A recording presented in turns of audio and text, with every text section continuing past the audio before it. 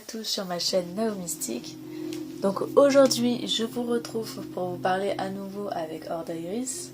Alors pour ceux qui ne connaissent pas Ordairis, pas de panique, je vais vous le présenter encore une fois, tout ça. Donc pour ceux qui viennent d'arriver, qui savent pas du tout ce qui se passe sur cette chaîne, donc c'est une chaîne de canalisation. Donc la canalisation, qu'est-ce que c'est? C'est le fait de traduire des ondes lumineuses en mots. Donc voilà, si vous n'avez pas compris, voilà, c'est une chaîne plutôt spirituelle où je mène des recherches sur des sujets, on va dire, controversés pour pouvoir trouver des réponses. Voilà, des réponses que j'écris sur mon cahier et que je finis par traduire, par mettre des mots dessus, par expliquer, et tout ça. Je me suis connectée pour cette vidéo avec Ordairis, donc qui est un ambassadeur de la race lyrienne. Et c'est le thème d'aujourd'hui. Nous allons parler des lyriens, qui sont-ils, etc. Je trouve ça intéressant parce que je remarque qu'en français, il n'y a pas beaucoup de vidéos qui traitent des lyriens. Donc moi, je ne suis pas bilingue. Donc ceux qui arrivent à regarder les vidéos en espagnol ou en anglais ou des choses comme ça, si vous pouvez me faire des retours pour confirmer ou non les informations et tout ça, ça serait intéressant. Comme ça, moi, ça me permet de savoir si j'ai capté quelque chose qui est plus ou moins vrai. Voilà, pour savoir où je me situe. Bon, en tout cas, voilà, cette vidéo regroupe des informations concernant la race lyrienne, donc leur histoire, leur tradition, plein de choses. En tout cas, j'ai constaté après avoir canalisé les informations que, en effet, j'ai vu des vidéos et des personnes qui en parlaient et qui avaient des informations similaires à celles que je donnais. Donc je me dis, bon, ça va, je dois pas non plus être trop à côté de la plaque. Mais j'ai remarqué que les informations données aussi dans ces autres vidéos que j'ai vues sont toujours un peu trop succinctes, pas assez développées ou pas assez nuancées. Et je trouvais ça dommage. C'est pourquoi je voulais essayer d'éclaircir tout ça avec vous. Donc tout d'abord, je vais vous représenter notre très cher Ordairis. Donc, commençons ici. J'ai un message du 3 juillet 2022. Il dit: bonjour, je me présente, je suis un membre de la Confédération intergalactique. Donc Confédération intergalactique, traduit dans mon langage, en gros c'est une alliance de races extraterrestres. Voilà, je suppose. Il dit: je suis de la race lyrienne. Mon nom, du moins le surnom que je te donnerai dans nos conversations est le suivant: Ordairis, qui dans leur langage ressemble plutôt à Ordairis. Ils ont voilà. C'est un peu un mélange espagnol, arabe, ce langage-là. Ensuite, il continue en expliquant: je suis un être éthérique agissant pour la libération des âmes sur Terre. Je suis là depuis les sollicitations, donc du coup d'un ange, pour pouvoir que je l'accueille parmi nous. Et donc voilà, il est heureux qu'on fasse connaissance et tout ça. Et maintenant, passons aux choses sérieuses. En fait, c'était juste pour vous présenter vite fait qui il était, histoire que vous sachiez un peu quel est mon interlocuteur. Mais le plus important, c'est ce qui va suivre. Donc il dit: pour commencer, je me nommerai Ordairis, qui veut dire dans notre langue interprète. Ce n'est donc pas mon vrai nom. Je suis un membre imminent du Haut Conseil de la Défense et de la Paix universelle. Donc ça, j'avais vu dans une autre vidéo que justement, en parlant des lyriens, il disait qu'il s'était... ça, c'est vraiment dans une autre vidéo que indépendamment, je ne connaissais pas. Et j'avais vu qu'en fait, il disait que les lyriens étaient dans une alliance de la lumière. Ils appelaient ça comme ça, alliance de la lumière. Et du coup, je me suis dit, ah ben ça doit être ce que j'ai réussi à traduire. Donc, il y a cette confédération, voilà, d'êtres, mais qui agissent pour du coup la libération de la Terre. Il dit « J'ai donc une grande influence sur les décisions et les avancées politiques, comme vous le diterez, même si nous ne parlons pas de politique, mais plutôt de rassemblement dans le but de la paix. Je ne suis pas n'importe lequel des membres de ma race et du siège. » Donc là, tout ça pour dire que les Lyriens, dans son énergie, j'avais remarqué que il a un petit caractère quand même. Il est sympa, il est très sympa, mais lui faire répéter plusieurs fois les mêmes choses. Lui, il n'est pas là pour niaiser, c'est-à-dire que les anges, ils ont tendance à... Par exemple, si tu dis à l'ange « Non, je crois pas à ce que tu me dis, tu me mens, machin », tu vois, quand tu fais un peu ton chiquet, là, envers les anges, ce qui m'est fortement arrivé, parce que souvent, je ne croyais pas à ce qu'ils me disaient. Les anges, ils vont avoir tendance à vouloir te rassurer, à toujours revenir vers toi, à te dire « Mais non, tout va bien, machin ». Mais lui, Ordairis, comme il a une empreinte énergétique qui a été dans la matière, comme il sait ce que c'est d'être dans la matière et qu'il l'est sûrement encore un peu, plus ou moins, lui, il a son ego, il n'apprécie pas qu'on lui fasse répéter les mêmes choses ou qu'on lui fasse perdre son temps. Donc voilà, tout ça pour donner un peu le ton des Lyriens. C'est une race qui est particulièrement noble, forte, qui est très dans la paix, très dans l'amour, tout ça, dans la bienveillance. Mais bon, voilà, ils sont sympas, mais il faut pas pousser, quoi. Alors, maintenant, rentrons dans le vif du sujet. Il écrit « Mon système solaire d'origine n'est pas Vega, de la constellation de la Lyre. » Alors, je dis ça parce que j'avais vu, je crois, avant une vidéo qui disait que c'était la constellation de la Lyre, et en fait, quand j'ai lu, enfin quand j'ai canalisé, et ben je me suis rendu compte qu'en fait c'était pas le cas, et que c'était une erreur qui était souvent faite. Et je crois qu'il y en a d'autres qui parlent de ça aussi, mais je me souviens plus. Mais je me souviens que j'avais vu des preuves que c'était pas ça, et puis après j'ai oublié. Et je sais plus d'où. En tout cas, je sais qu'il y a quelqu'un qui dit la même chose que moi. Il dit mais notre planète se nomme Lyria. Mais nous la prononçons... Non, notre planète se nomme Lyra. Mais nous la prononçons Lyria dans notre accent. Lyria. Je pense que c'est plus ça. Ouais. Ça, ouais. Ainsi, notre planète se trouve dans un système stellaire très éloigné que tu ne connais pas. Donc système stellaire, c'était dans ma vision où nous sommes sur une petite planète bleue ronde qui flotte dans l'univers, ce qui n'est pas forcément la vérité, mais c'était pour dire qu'en gros il se trouve dans un espace de vie qui est très éloigné d'une autre.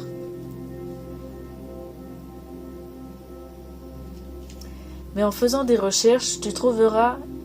Ah ouais, il me dit que si je continue à travailler avec lui, je finirai par trouver le nom et des informations supplémentaires sur leur système.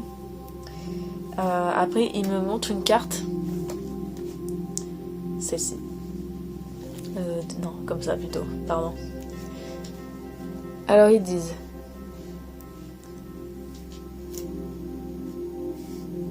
Notre système possède 2 soleils qui influencent le trajet d'une planète gazeuse qui change de trajectoire tous les 7 ans.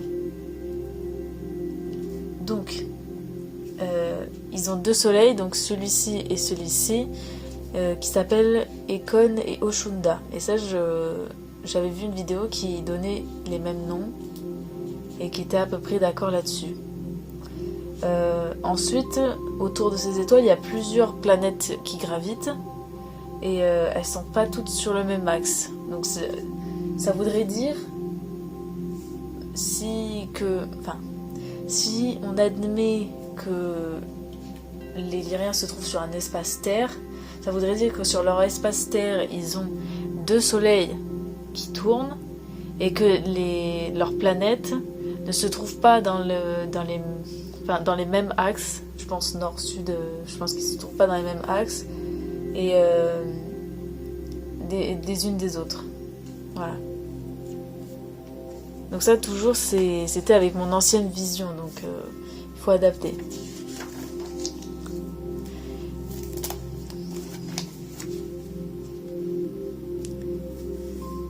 Notre planète d'origine tourne autour de Econ. Donc Econ, c'est leur soleil. Donc ça serait celle-là, leur planète d'origine. Je crois qu'elle était aussi sur la précédente carte. Donc c'était celle-ci, sur la précédente carte. Donc eux, ils seraient là. Donc la principale boule, c'est leur terre. Et après, les petites autour, les 4 autour, c'est plutôt des lunes. Ah oui, voilà. Et il précise que du coup, aucune planète n'est sur le même axe.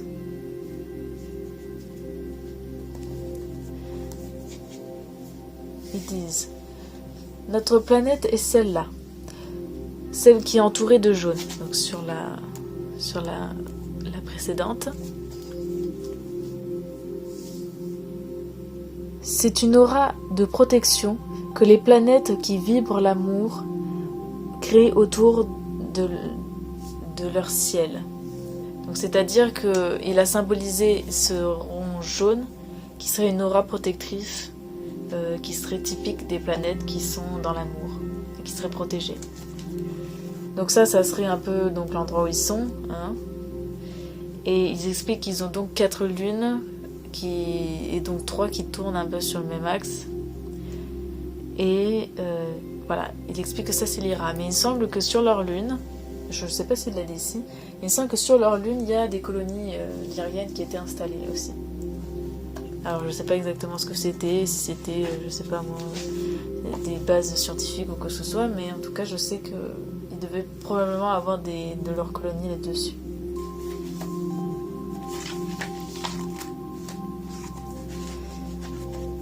Ensuite, ils écrivent: nous sommes une race pure, très puissante. Nous ne sommes pas conçus pour permettre la fusion du corps et de l'esprit, c'est-à-dire contrairement au génome humain qui était vraiment prévu pour ça. Donc ça à voir pour une précédente vidéo, c'est expliqué, mais je ne reviendrai pas dessus aujourd'hui. Ils disent: mais nous possédons de nombreux dons, et contrairement aux humains, nous n'avons pas été trafiqués. Dans l'univers, nous étions autrefois dans un système composé de 2 étoiles, donc l'ordre de soleil, Econ et Oshunda. C'étaient 2 étoiles bleues de tailles différentes. Leur ellipse fut la suivante. L'étoile Econ, celle-ci, fut l'étoile la plus imposante. C'est elle qui influence la trajectoire de Ushunda, l'étoile la plus petite. Nous nous trouvons dans un autre bras de galaxie que celui des humains. Ainsi, nous n'étions pas dans le système solaire. Ah oui, et je crois qu'il y en avait certains qui disaient qu'ils étaient dans le système solaire d'Alpha Centauris A et B. Et en fait, comme j'avais projeté cette pensée, ils ont dit, comme on n'est pas dans le même bras galactique que vous, nous ne sommes pas du coup dans ce système solaire-là. Donc voilà, tout ça pour dire que dans l'espace-terre où ils seraient, en gros, il y aurait Econ qui tournerait plus ou moins dans un même espace et Ushunda qui aurait une ellipse un peu plus large. Parce que ce serait la plus petite. Alors, je ne sais pas si les scientifiques disent que ça marche comme ça. En tout cas, moi, j'ai canalisé que ça fonctionnait comme ça. Après, est-ce que cette vision-là est vraie? Peut-être à nuancer, peut-être qu'il nous manque encore quelques informations pour compléter cette vision, mais en tout cas, ce sont les premiers pas que j'ai reçus. Alors, ensuite, ils disent: nous étions d'ailleurs sur aucun système solaire que tu connais. Donc, au moins, c'est clair. Après, ils ont dit qu'ils ont déjà voyagé sur d'autres étoiles, par contre. Ensuite, là, c'était un schéma pour représenter un peu la galaxie, hein, plus ou moins dans notre vision. Les Lyriens sont plutôt proches du centre de la galaxie, tandis que les humains sont plutôt éloignés du centre de la galaxie. Et cette position, en fait, influence les énergies qu'ils vont recevoir. Et ils disent: nous sommes proches du portail vers l'antimatière.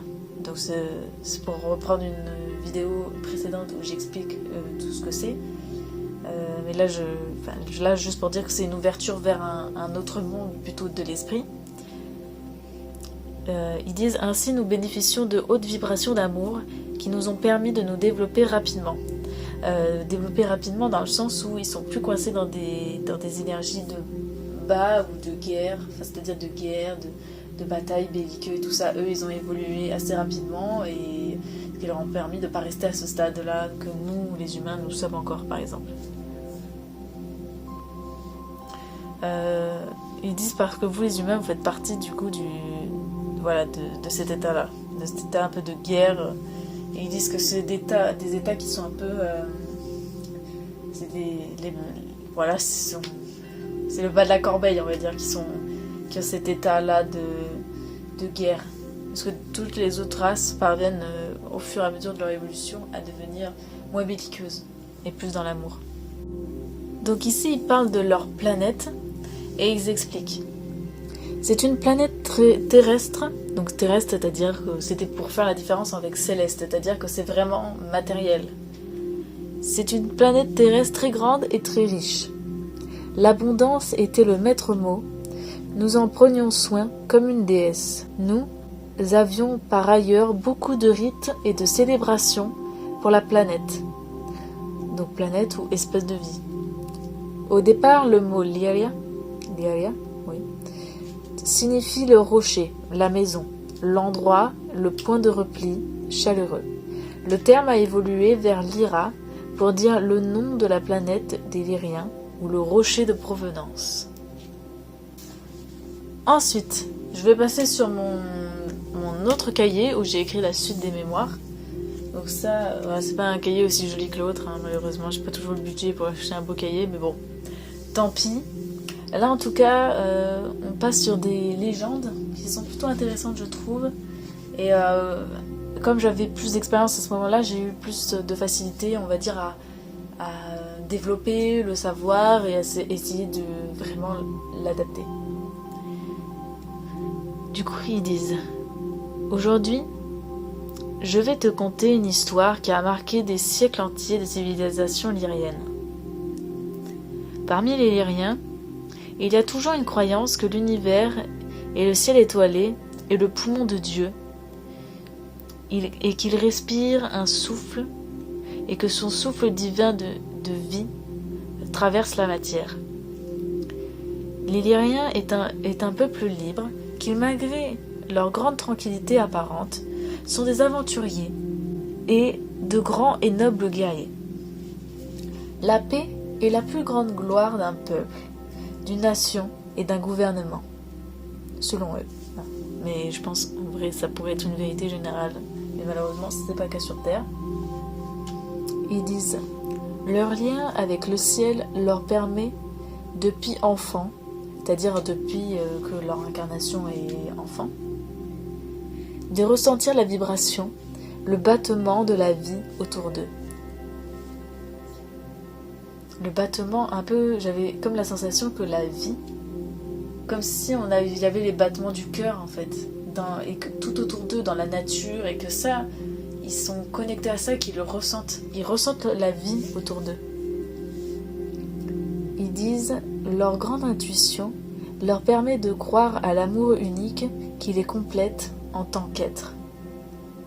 Ça veut dire quoi? Ça veut dire qu'ils savent que ça existe. Certains ressentent le cœur de leur autre battre en eux. Et je crois que c'est sans même que les Lyriens, c'est sans même qu'ils connaissent l'autre, ils le sentent vivre en eux. Ils sentent leur cœur de l'autre battre en eux.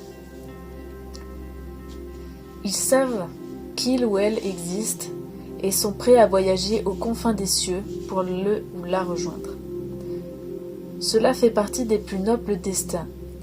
Celui qui décide de partir pour retrouver leur moitié est respecté. Car c'est une forme de dévouement et une preuve d'amour. Car les Lyriens qui décident d'entamer un chemin initiatique dans l'inconnu, seul, finit en général par mourir dans les 10 ans qui suivent son départ. Seul, le Lyrien est vulnérable, la source est la déesse de leur intégrité, leur rocher. Leur rocher, c'est-à-dire leur planète. Il appelle comme ça leur planète, c'est le rocher.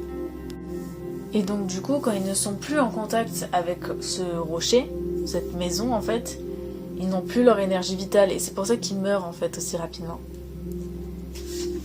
Enfin, c'est ça. En gros, ils expliquent que quand le rocher n'est plus là pour les régénérer, que le rocher n'est plus là pour les régénérer en énergie vitale. L'immortalité les quitte. L'immortalité, c'est-à-dire que leur corps matériel, bien sûr, il peut dépérir. Il vieillit parce qu'il est soumis à une temporalité. Cependant, si j'ai bien compris, ils avaient des technologies qui leur permettaient soit de conserver leur jeunesse, donc je pense que c'est en se connectant à l'énergie vitale de la Terre, ils pouvaient conserver leur jeunesse et prendre soin de leur corps. Et c'est pour ça qu'il y en a certains Lyriens qui arrivent à conserver leur corps très très très très longtemps. Et d'autres, quand ils vont mourir, comme ce sont des êtres qui sont libres et qui ne sont pas enfermés comme sur Terre, ils peuvent en fait retrouver leur mémoire quand ils reviennent sur Terre. C'est juste que, comme tout nouveau-né, ils doivent réapprendre à parler, à marcher, tout ça, mais ça se fait vraiment très très vite. Parce qu'ils sont entiers dans leur corps.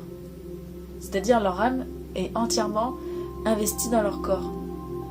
Et donc du coup, ils reprennent très rapidement leur vie, en fait, normalement. Mais juste avec un nouveau véhicule. Et donc, ils écrivent. Ainsi, à partir du moment où le Lyrien quitte les siens, il sait qu'il va probablement mourir par amour. Même si l'amour l'abandonne, un Lyrien n'oublie jamais ce qu'il a aimé. En revanche, si un Lyrien trouve sa moitié, alors il retrouve son immortalité, qui est décrite par une vitalité et jeunesse éternelle. Et plus il s'en approche, plus sa force augmente, son sixième sens s'aiguise. Le Lyrien devient alors une nouvelle entité, au paroxysme de ses compétences.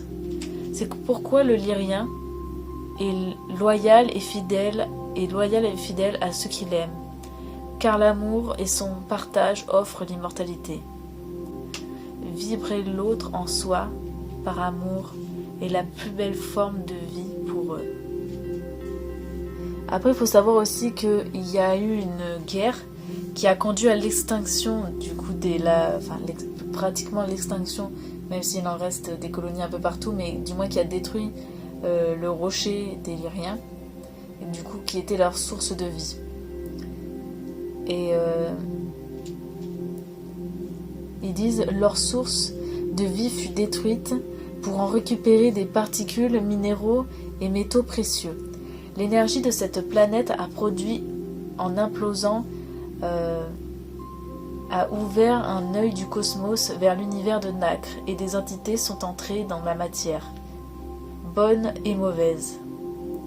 Donc c'est-à-dire que cette planète, elle était tellement pure que le moment où elle explosait, ça a dû faire, une réaction qui en fait a troué, a percé la matière et a permis du coup un passage vers l'univers de Nacre, ce qu'ils appellent l'univers des esprits en fait.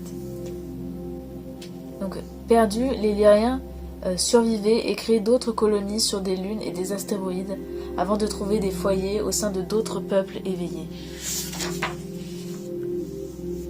Ensuite, là, je pose une autre question un peu plus loin où je demande, à présent, les Lyriens ne pensent pas que l'amour qu'ils cherchaient était sous une forme immatérielle et que la seule manière de le retrouver était de sacrifier son corps physique. Parce qu'en fait, je me suis dit, ce voyage initiatique qu'ils font, ça ressemblait beaucoup en fait à ce qu'on connaît, nous, avec les bouddhistes ou les pèlerinages chrétiens. Je me demandais en fait si l'amour qu'ils ressentaient en eux, de leur moitié, est-ce que c'était vraiment leur moitié, l'amour de leur vie physique, ou alors est-ce que c'était leur partie céleste qui vibrait en eux. Et ils écrivent. Alors là, c'est Sai Baba qui me parle, il me dit: tout d'abord, les Lyriens avaient compris qu'un amour partagé créait un flux d'énergie qui entretient les êtres dans la vitalité éternelle. Or, pour retrouver cet amour invisible, immatériel, cette source de vie inépuisable, les Lyriens acceptent de sacrifier son corps physique pour devenir immortel. Durant ce voyage initiatique, il se détachera de son karma, il allégera son âme pour être suffisamment pur pour rejoindre l'amour éternel, synonyme de vie éternelle, donc c'est-à-dire le monde des esprits. En revanche, ce type de pratique n'était plus d'actualité depuis des siècles, car les Lyriens sont des êtres de plus en plus matériels attachés à leur corps. Ainsi, ceux qui s'engageaient dans ce type de pratique étaient vénérés, car ils sacrifiaient le monde physique pour le monde des étoiles, c'est-à-dire le monde des esprits. Donc voilà, je pense que j'ai fait à peu près le tour des messages que j'avais reçus sur les Lyriens. Et je pense que maintenant, je vais vous en canaliser de nouveau pour pouvoir un peu rajouter des informations là-dessus.